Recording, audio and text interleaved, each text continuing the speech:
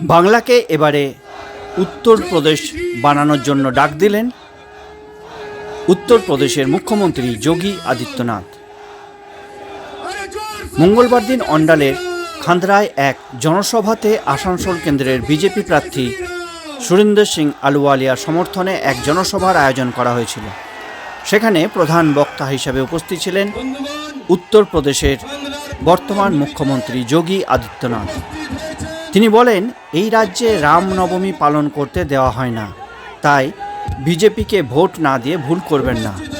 এই ভুল এই রাজ্যে সন্ত্রাসবাদীদের উৎসাহই দেবে, দুর্নীতিকেও উৎসাহ দেবে। উত্তরপ্রদেশে কেউ রামনবমীতে বাধা দিলে তাকে উল্টো লটকিয়ে দেওয়া হয়, তার সম্পত্তি বাজেয়াপ্ত করে গরিবদের মধ্যে বিলিয়ে দেওয়া হয়। এরপরই তিনি উপস্থিত জনতাকে জিজ্ঞাসা করেন যে বাংলাকে উত্তরপ্রদেশ তৈরি করবেন তো। এদিনের সভায় উপস্থিত ছিলেন কুলটি দুর্গাপুর পশ্চিমের বিধায়ক অজয় পোদ্দার এবং লক্ষণ ঘড়ুই সহ আসানসোল ও বিজেপির জেলা নেতৃত্ববৃন্দ।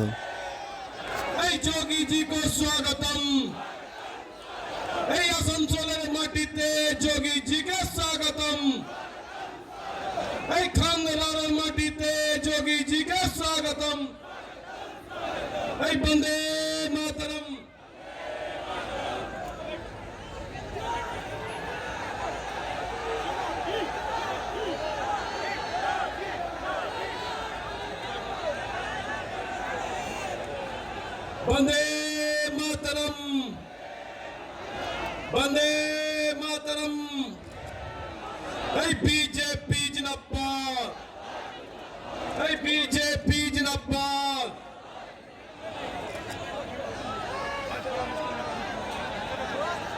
এরপরে আমাদের আসানসোল লোকসভা। ভারত মাতা কি দুই মুঠো ভেবে এখানকার মাননীয় মুখ্যমন্ত্রী আমাদের যোগীজি আজকে উপস্থিত হয়েছেন খাগড়ার এই ময়দানে। আমরা কি কোনোদিন কল্পনা করেছিলাম যে যোগীজি আমাদের গ্রামের এই ময়দানে আসবেন?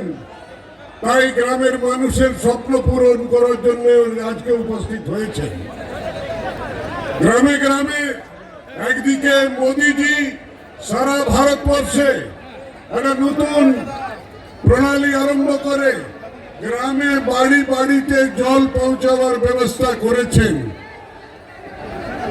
আর জল পৌঁছাবার ব্যবস্থা আমাদের মাননীয় যোগীজি করেছেন। কিন্তু দুর্ভাগ্য আমাদের যে পশ্চিম বাংলার গ্রামগুলোতে কল তো লাগিয়েছে, জল দেয় নাই। এই জন্যে জল নেওয়ার জন্যে এবার তাদেরকে ভারতীয় বেঙ্গলের খাড়িতে ফেলতে হবে যাতে জলের ঘরের ব্যবস্থা হতে পারে। তাই আজকে এই জনসমাবেশ আজকে এই ফয়সলা করতে বা শুনতে এসেছে যে আমাদের পশ্চিম বাংলার মানুষ কাকে ভোট দিয়ে কার হাত সশক্ত করবে। মমতা ব্যানার্জির কাটমানি। प्रभु श्री राम की पावन धरा अयोध्या की भूमि से जगत जननी मां भगवती दुर्गा की इस पावन धरा को नमन करने के लिए और बंगाल के अपने भाइयों से अपील करने के लिए, विशेष अपील करने के लिए मैं यहां पर आया हूं। बहन और भाइयों,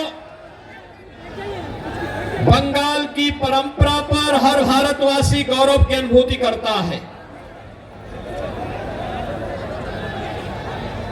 लेकिन आज की जो परिस्थितियां बंगाल की हैं,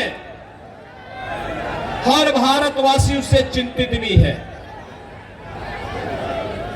भारत को राष्ट्रगान और राष्ट्रगीत देने वाला बंगाल, अनेक आध्यात्मिक गुरुओं को देने वाला बंगाल, भारत की क्रांतिकारियों की एक लंबी श्रृंखला को पैदा करने वाला बंगाल, अनेक वैज्ञानिक और साहित्यकारों को जन्म देने वाला बंगाल आज हिंसा, अराजकता, भ्रष्टाचार की चपेट में आकर के क्यों लहूलुहान है। यह ज्वलंत प्रश्न जब देश की सर्वोच्च पंचायत के लिए हम चुनाव कर रहे हैं, तब बंगाल के हर जनता जनार्दन के सामने, हर मतदाता के सामने यह प्रश्न स्वतः ही उठना चाहिए। याद करिए, यही बंगाल है, भारत के नव जागरण का संघनाद करने वाला बंगाल, भारत की सांस्कृतिक जागरण का संघनाद करने वाला, भारत की आध्यात्मिक क्रांति का सूत्रधार, भारत के सन्यासी विद्रोह की आधार भूमि, देश के प्रथम स्वतंत्र समर की ज्वाला को आगे बढ़ाने वाला यह बंगाल, और आज हिंसा की चपेट में है, अराजकता और भ्रष्टाचार से लहूलुहान है, अस्त व्यस्त है, त्रस्त है, और अपने अस्तित्व के लिए, अपने वजूद के लिए जूझ रहा है। बहनों और भाइयों, हम में से हर व्यक्ति जानता है 1947 में इस देश का विभाजन मजहब के आधार पर हुआ था। जिन कारणों से देश का विभाजन हुआ था, उन कारणों को फिर से बंगाल के अंदर कांग्रेस और टीएमसी के लोग मिलकर के पैदा करने का कुत्सित प्रयास कर रहे हैं। अभी मैं वीरभूमि से आया हूं, इससे पहले मैं बहरामपुर और मुर्शिदाबाद में था। दिल मेरा दुखित हो रहा था देख करके। वीरभूमि में 7 असेंबली कॉन्स्टिट्यूंसी में से 3 ऐसी हैं जिसका पूरा डेमोग्राफी बदल गया है। वहां पर रामनवमी के जुलूसों पर हमले होते हैं। बहनों और भाइयों, ये बंगाल है। 15वीं सदी में बंगला रामायण लिखा गया था। और यही नहीं, जब अयोध्या में राम जन्मभूमि के लिए आंदोलन चल रहा था, इसी बंगाल से गए हुए कुठारी बंदों ने अपने आप को बलिदान किया था राम जन्मभूमि मुक्ति के लिए। गुलामी के ढांचे को हटाने के लिए अपने आप को बलिदान किया था। आज भी कुठारी बंदों का अयोध्या में स्मारक लगातार राम जन्मभूमि के लिए हुए आंदोलनों की ओर हम सबका ध्यान आकर्षित करता है। लेकिन आज इसी बंगाल में जिस बंगाल ने कभी स्वामी विवेकानंद ने वैश्विक मंच पर कहा था, गर्व से कहो हम हिंदू हैं, आज उस बंगाल में जय श्री राम बोलने पर प्रतिबंध लगाया जाता है। आज उसी बंगाल में, जिस बंगाल ने कभी बांग्ला रामायण लिखा था, आज जय श्री राम बोलने पर उस पर गोली चला दी जाती है, शोभा यात्राओं पर हमले कर दिए जाते हैं, सरकार के द्वारा झूठे मुकदमे दर्ज कर दिए जाते हैं, और उपद्रवियों के सामने पूरी की पूरी टीएमसी सरकार मौन बनी हुई है। बहनों और भाइयों, सरकार मौन बनी हुई है। बहनों और भाइयों, जिस बंगाल ने मातृभूमि के प्रति हमारा सम्मान का भाव क्या होना चाहिए, क्या होना चाहिए, ममतामयी मां महाकाली की उपासना जगत जननी मां भगवती के रूप में कैसे होना चाहिए, पूरे देश को सिखाने वाला सभ्यता, संस्कृति, कला और संस्कारों की बंगाल की भूमि में आज संदेश खाली की घटना होती है।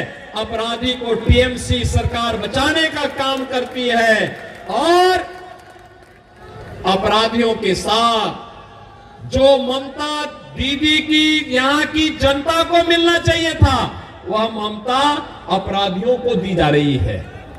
और इसलिए बहनों और भाइयों, मैं आपसे अपील करने के लिए आया हूं, ये नए भारत का, एक नए भारत को बनाने का चुनाव है।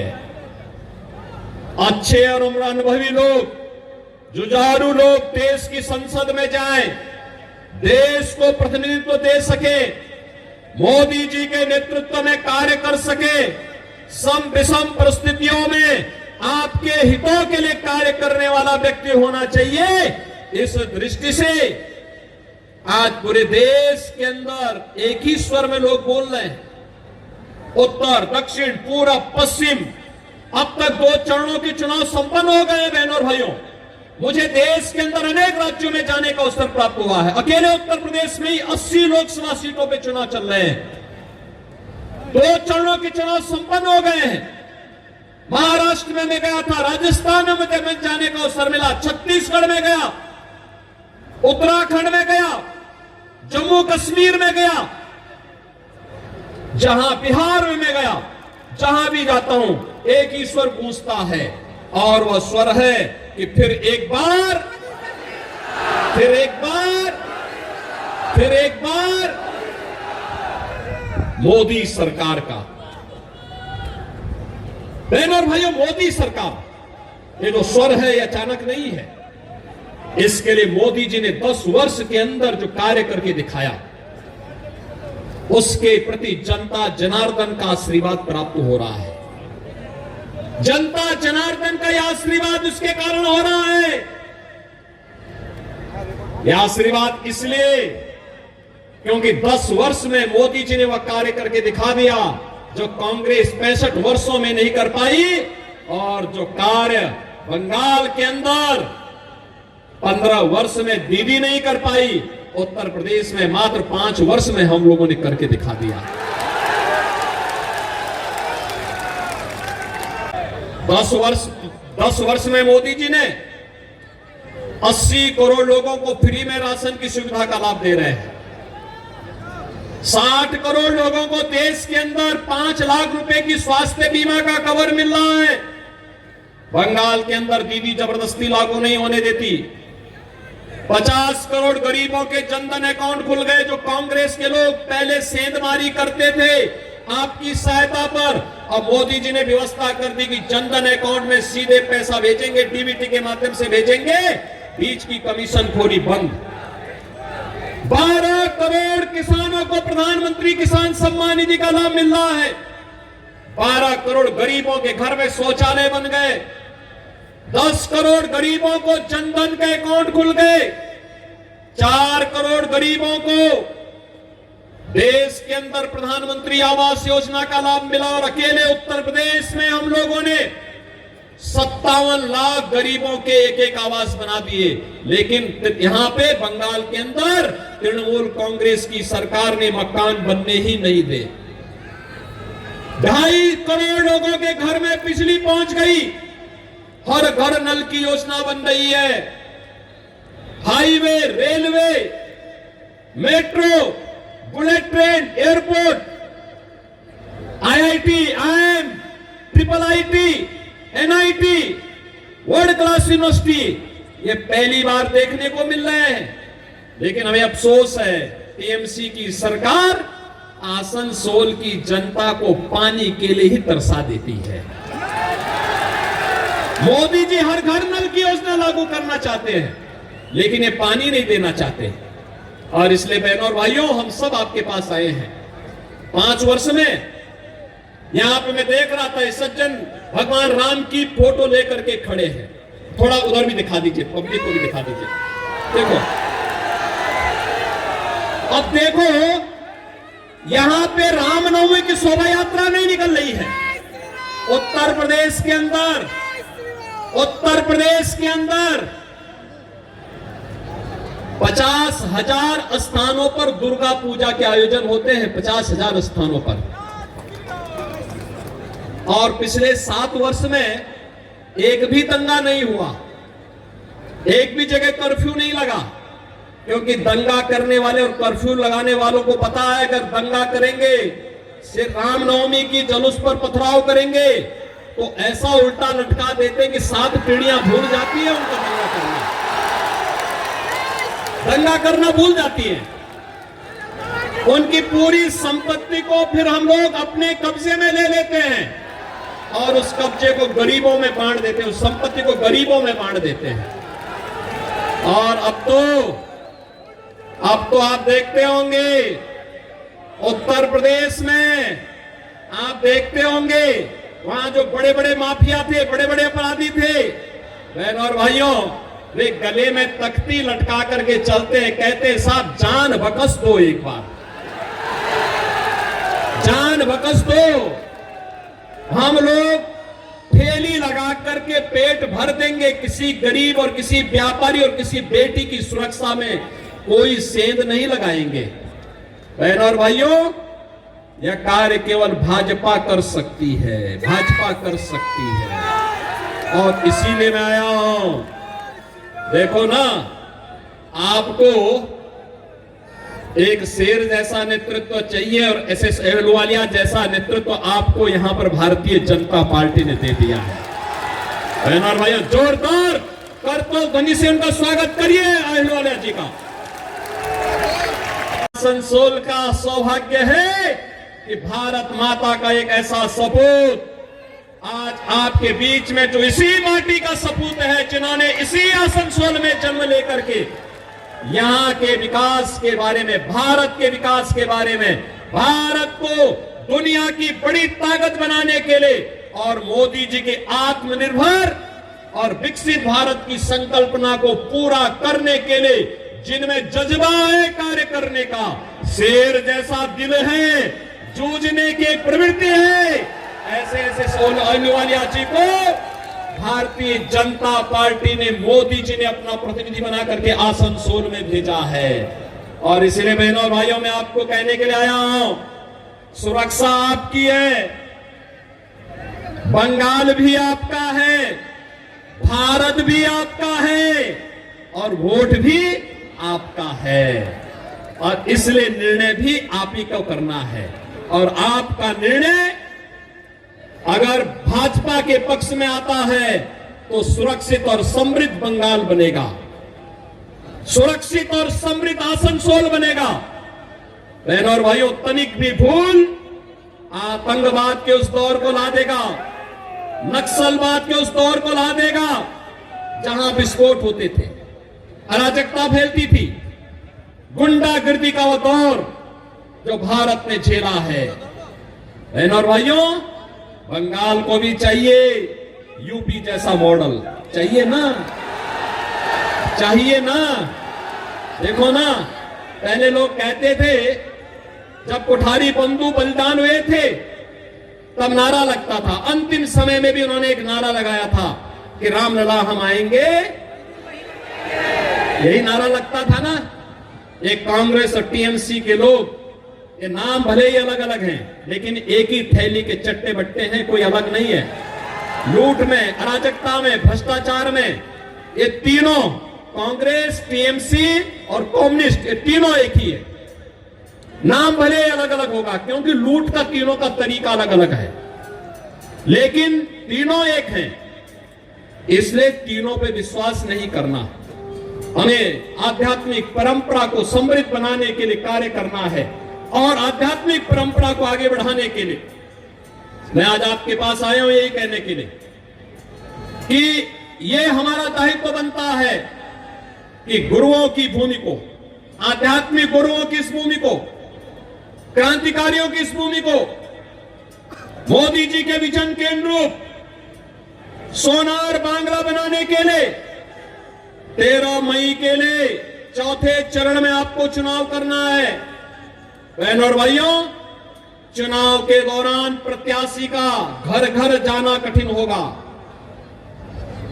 एक पार्लियामेंट्री कॉन्स्टिट्यूंसी काफी विस्तार होती है और मेरी आप सबसे अपील होगी, मोदी जी का प्रतिनिधि बन करके, अहलुवालिया जी का प्रतिनिधि बन करके घर घर आप स्वयं जाइए, कमल चुनाव चिन्ह के लिए वोट लाइए। इलेक्ट्रॉनिक जो वोटिंग मशीन है, ईवीएम में पहले नंबर पर एसएस अहलुवालिया जी का नंबर है, कमल छाप का, और पहला बटन दबाना है। इसके लिए सहमत हैं? घर घर जाएंगे, सुरक्षित और समृद्ध बंगाल बनाएंगे, आत्मनिर्भर और विकसित भारत की संकल्पना को आगे बढ़ाने में योगदान देंगे। सभी लोग सहमत हैं? तो मैं निश्चित होकर के जाऊंगा कि अहलुवालिया जी भारी बहुमत से विजयी बनेंगे। सहमत है ना? किसी बहकावे में तो नहीं आएंगे, नहीं आएंगे। सभी सहमत है ना? तो बहनों और भाइयों, आप देखना, आप भी ऐसे आगे बढ़ेंगे जैसे आज अयोध्या में राम मंदिर का निर्माण आसानी से हो गया। सहमत है ना? कितने लोग अयोध्या गए ना? पहले में अब में अंतर आया होगा ना? अब तो अच्छा लगा होगा ना बंगाल वहां पे। और बहनों और भाइयों, जैसे अयोध्या आज आपकी भक्ति होगी, ऐसे ही बंगाल को भी बनाना है। सहमत है ना? सभी लोग सहमत हैं? तो सब मेरे साथ बोलेंगे, भारत माता की, भारत माता की, भारत माता की, वंदे वंदे